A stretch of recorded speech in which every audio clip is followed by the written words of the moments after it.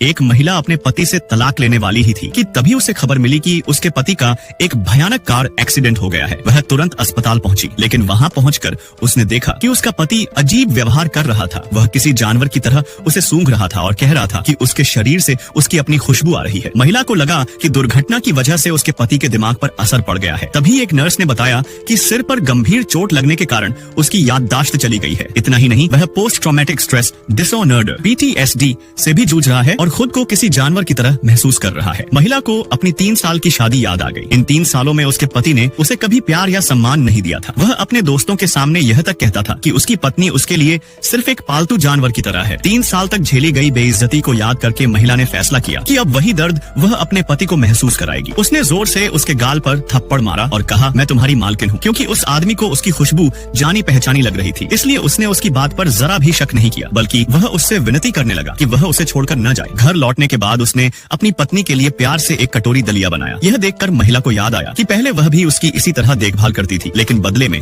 उसे हमेशा सिर्फ ठंडा व्यवहार मिला। गुस्से में उसने दलिया जमीन पर गिरा दिया और कहा, आइंदा ऐसी बेकार हरकत मत करना। फिर उसने अपने बाल पीछे किए और चेहरे पर मौजूद पुराना घाव दिखाते हुए कहा, तुमने मुझे हमेशा सिर्फ दर्द दिया है। यह सुनकर आदमी हैरान रह गया। उसने कहा कि वह कभी उसे चोट नहीं पहुंचा सकता। महिला ने उसे अपनी नजरों से दूर चले जाने का आदेश दिया। आदमी बोला, अगर तुम मुझे माफ कर दो तो मैं तुम्हारे लिए कुछ भी करूंगा। उसकी सच्चाई परखने के लिए अगले दिन महिला उसे एक बड़े मॉल में ले गई और उसके ही पैसों से ढेर सारी महंगी चीजें खरीद ली। रात के खाने में उसने खुद तो रसदार स्टेक खाया, लेकिन आदमी की प्लेट में सिर्फ उबली हुई सब्जियां परोसी। स्टेक देखकर उसका मन ललचा गया, लेकिन महिला ने कहा, मुझे खाने में नखरे करने वाले पालतू जानवर बिल्कुल पसंद नहीं है। यह सुनते ही उसने बिना कुछ कहे सिर्फ सब्जियां ही खाई। रात को सोने से पहले महिला ने फिर से तलाक के कागज निकाले। उसे डर था कि अगर उसके पति की याददाश्त वापस आ गई तो वह उससे बदला जरूर लेगा। उसने उससे तलाक के कागजों पर हस्ताक्षर करने को कहा, लेकिन उसने साफ मना कर दिया और बार बार विनती करता रहा कि वह उसे छोड़कर न जाए। आखिरकार जब वह सो गया तो महिला चुपके से घर छोड़कर भाग गई। सुबह जब आदमी की आंख खुली और उसने देखा कि वह जा चुकी है तो वह उसकी खुशबू के सहारे